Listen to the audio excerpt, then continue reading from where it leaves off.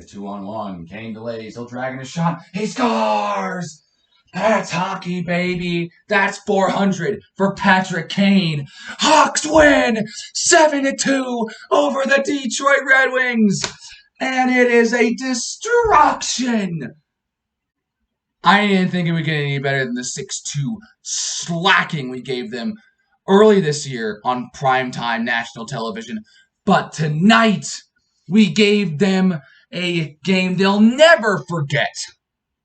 Us Hawks fans will never forget this game because, one, Patrick Kane scored his 400th goal tonight, and two, we smacked the Red Wings, which is always a good day for Hawks fans.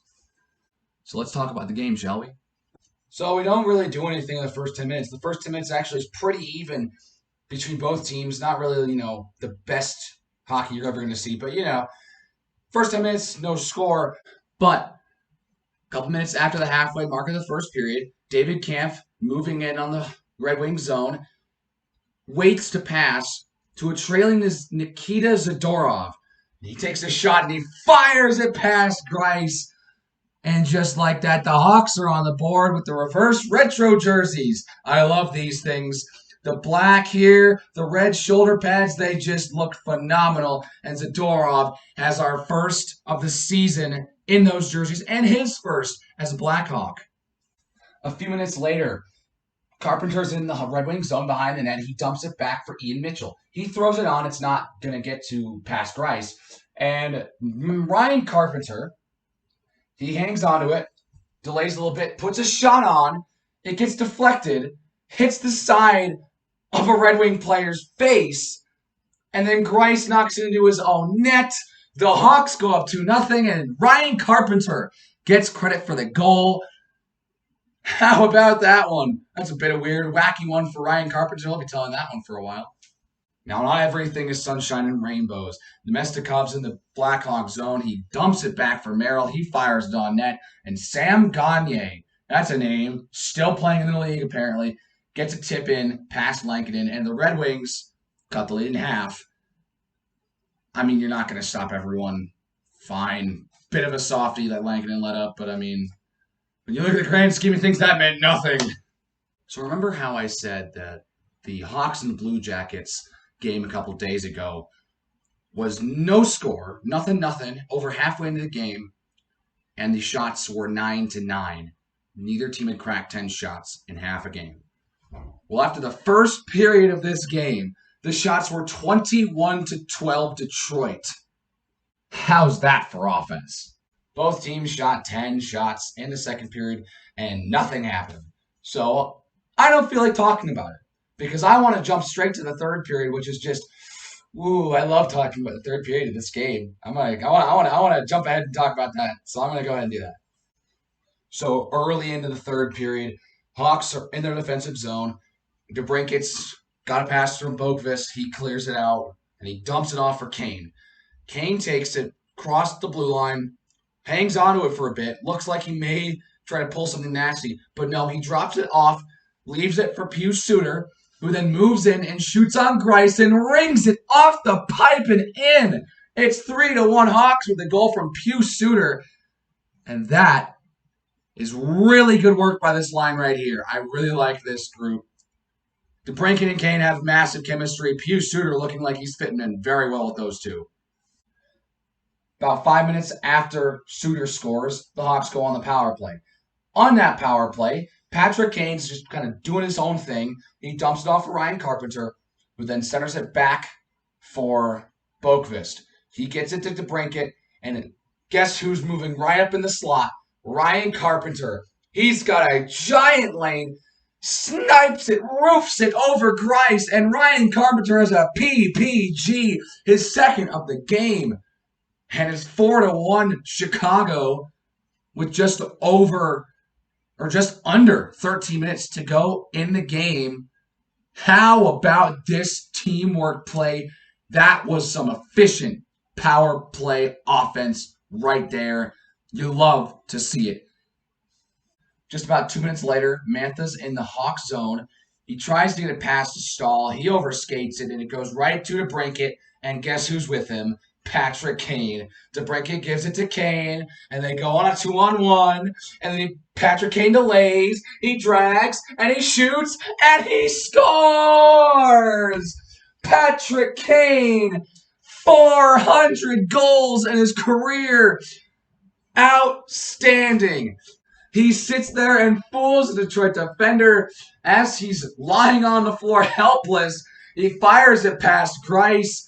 And can we take a moment to say our condolences with Alex DeBrincat? I mean, I'm not necessarily about he didn't get the puck. After the goal, right after he scores, the Red Wing defenseman comes in pissed, shoves him down. You can see him just flop down on the ice as the camera pans to just Patrick Kane for the special moment. And I guess how about a fitting celebration? He does the famous Taves celebration in honor of his famed teammate. And we miss him this year. We miss Taves so much this year. Bit of a tribute and homage to Taves right there from Kane for number 400. And everyone is happy in this building because not only is it goal number 400, but it puts the Blackhawks up 4 goals on the Red Wings with just under 11 minutes to go in the game. All I can say is quote what John Forsland said. That's hockey, baby. So a few minutes later, the Red Wings go on the power play, and as it's winding down, Svechnikov gives it to Hronek, who gives it back to Svechnikov. He fires on Lankinen and beats him. Evgeny Svechnikov gets the Red Wings back on the board with a power play goal. And it's still a 3-goal game with under 8 minutes to go. It means basically nothing. You could even say that goal was a pity goal because, my goodness, they're down 4. They're getting absolutely smacked. They get smacked some more, as you'd see in the later stage of this one. Now, a couple of minutes after that, Hagel's battling with Franz Nielsen in the Red Wings zone. He wins the battle, takes the puck for himself, makes some nice moves around Red Wings defenders, and gets a perfect pass to a wide-open Dominic Kubalik and just buries it into the yawning cage. What a play by Brandon Hagel. Man, he is something. He's really turning out to be something because I'd heard his name a couple times in the past couple of years. Got a couple starts, mostly played for the Ice Hogs in the AHL. But he comes into the Hawks this year, and he's looked really good in these last couple of weeks. Really liking what he's throwing together.